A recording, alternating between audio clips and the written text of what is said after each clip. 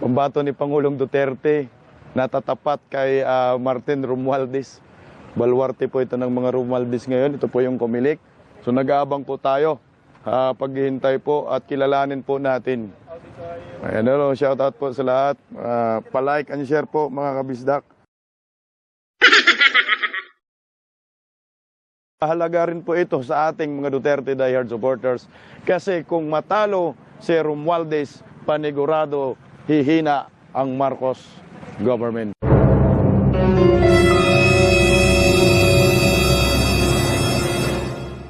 Ito maayos po dito, malinis, may mga kapulisan, maayos po dito. Sa totoo lang, buwis buhay po itong gagawin ng isang matapang babae pa ho ito ha.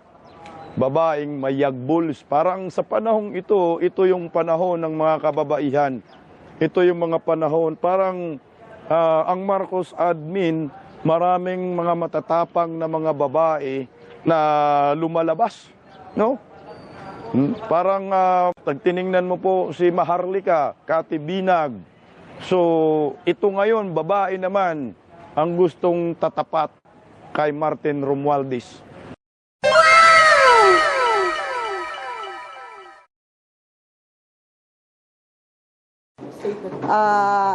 Para hiton mga tao din hihalete. Waray nagsugo ha akon, ako mismo nga aton mga tao din hihalete. Ma'am, kaya nga dumalagan ka, Premier Distrito ng Leyte? Kuan hiton mga tao ha akon. Ma'am, you're running under what party po? Independent. Okay.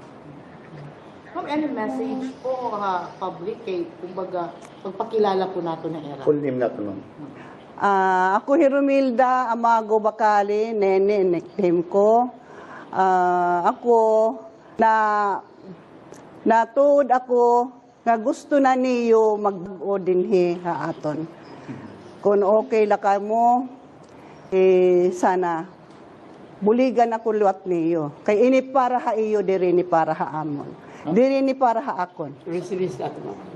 Tacloban, 38 Independencia Street, Tacloban City. Kung sakali kung baga palaron, ano baga ipaplastar din itong Premier Distrito itong Leyte?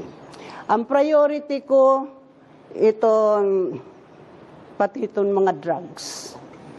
Corruption. Mula. Kaya ng corruption ng drugs, no? Businesswoman ka ba, ma'am? Housewife. Housewife. Oh. Para kabataan.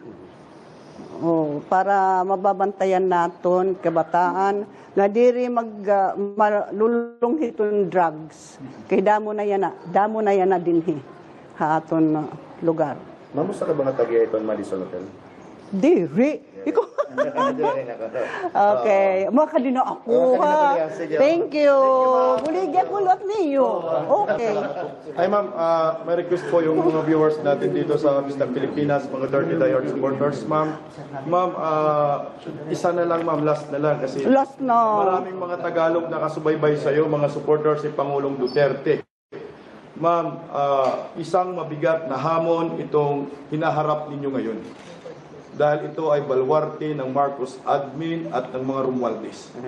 Bakit nyo po naisipang tumakbo sa pagka-congresswoman sa 1st District? Gusto ko umugupit mga tao didiha ubos. Gusto ko tulungan yung mga hindi narinig sa taas na mga sigaw ng bayan dito sa Leyte.